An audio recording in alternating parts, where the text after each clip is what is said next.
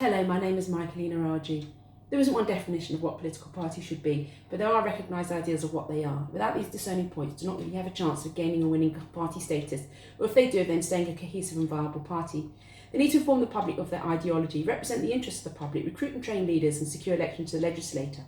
In the current climate today, it seems that the Conservatives have lost some of these ideals. Representing the interests of the public, they do not appear to understand what those interests are anymore.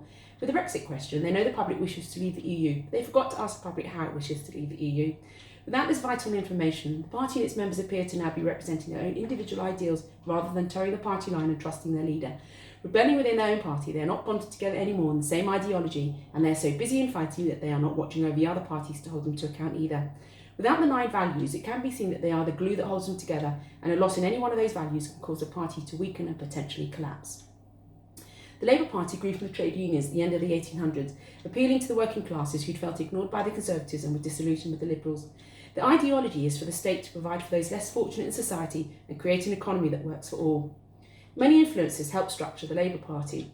In 1922, Labour became the second largest political group and officially the opposition with Ramsay MacDonald as leader. They managed to pass legislation to improve housing, education, social insurance, and they addressed unemployment. In 1931, the three parties formed a coalition under Labour, creating the national government, but many Labour MPs formed an opposition to the national government as Labour was now bitterly divided.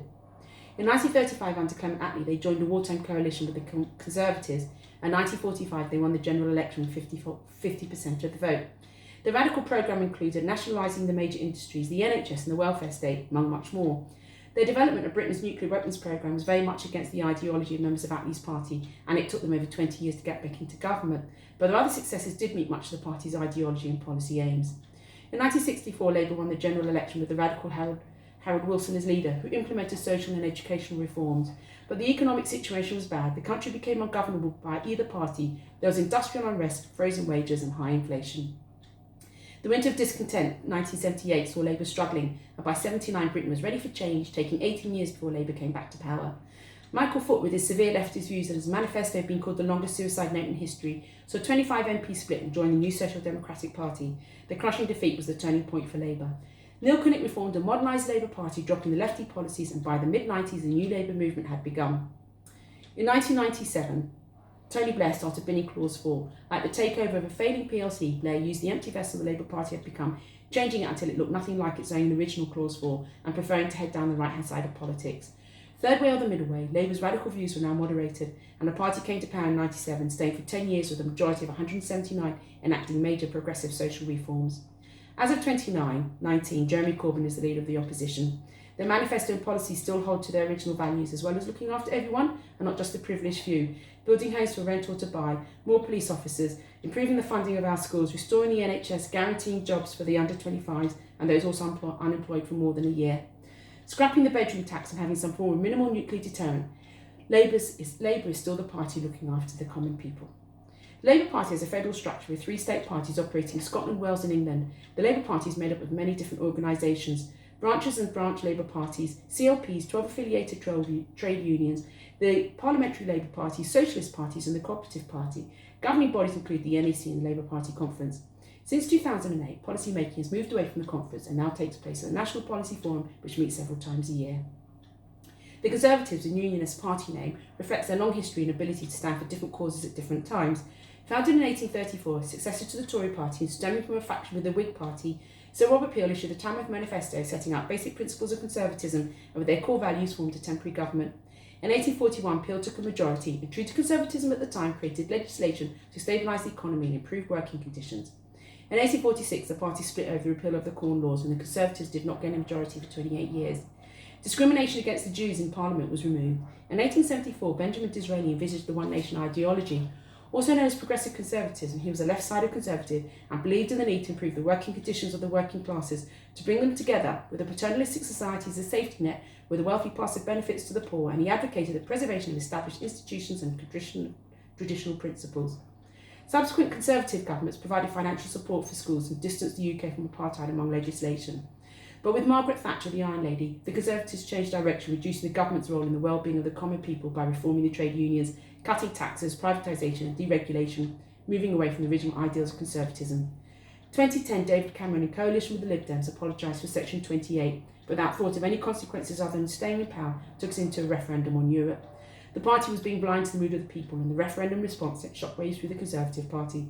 Cameron's resignation brought us Theresa May Remainer, and the following general election they lost their majority. 2019, Theresa May, forever to be remembered as the leader of a stable and strong government, leaves her party mayhem, disarray and unstable. Let's just hope that whoever wins the premier position can show skills at leadership and bring the Conservatives back together as a viable political party. Current policies include increasing the NHS funding and integrating the health and social care, means testing winter fuel payments for pensioners, cutting migration to below 100,000, raising the threshold of care costs but taking into account the home asset value, getting rid of free school lunches for infants, giving schools an extra £4 billion by 2022, among many other cost ideas and tax-saving schemes. In the Conservative Party structure, there are three principal elements, and they're all represented on the management board: the voluntary ring, the professional ring, the parliamentary party.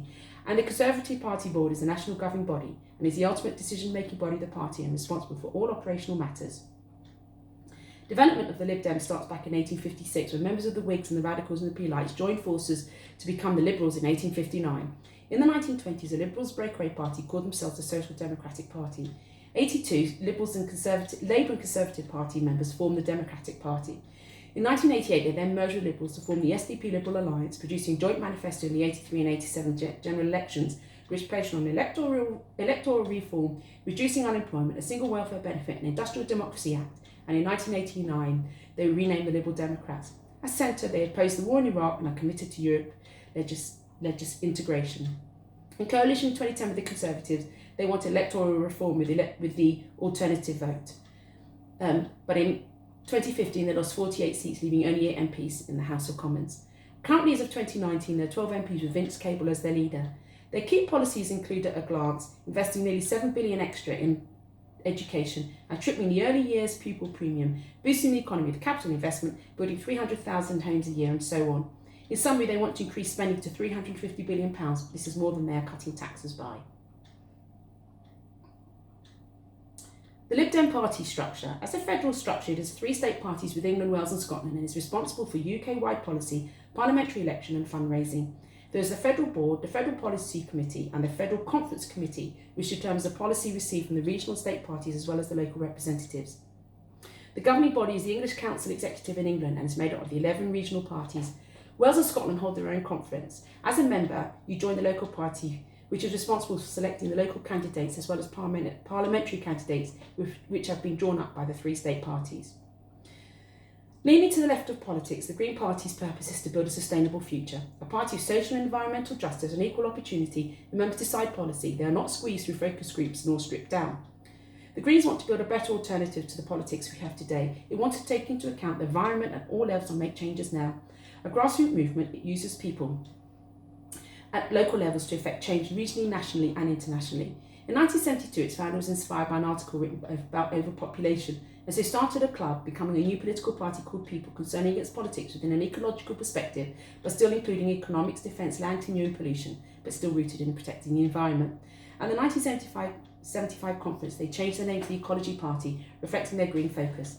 There was still no media interest, but in 1979 managed to field 53 candidates in the general election, which did get it media attention, and the party finally got 1.5% of the vote in the constituencies that it ran in. In 1997, the Scottish and the Northern Ireland wings separated from the UK Green Party. At a glance, the party's policies can be seen as unrealistic, with no form of British defence system, abolishment of the monarchy, with negative or zero economy growth, yet within the ecological perspective, continue membership of the EU and planning for global temperatures to not rise over 2 degrees centigrade, among just a few. Are they a viable alternative to the Labour Party? Still too small with the first past the post electoral system, there's no future yet for them to be in power. Lacking resources, they've been unable to even build the promised affordable housing, and the best the Greens can do is to push Labour to be more progressive. The spring and autumn conferences are where policy making is, with biannual to reflect current priorities and principles. The democratically appointed groups which are responsible for the strategic direction of the party are the Green Party National Executive and the Green Party Regional Council. Direction is instructed by members at conference. This is under the umbrella of the National Executive Party, which meets 10 times per year.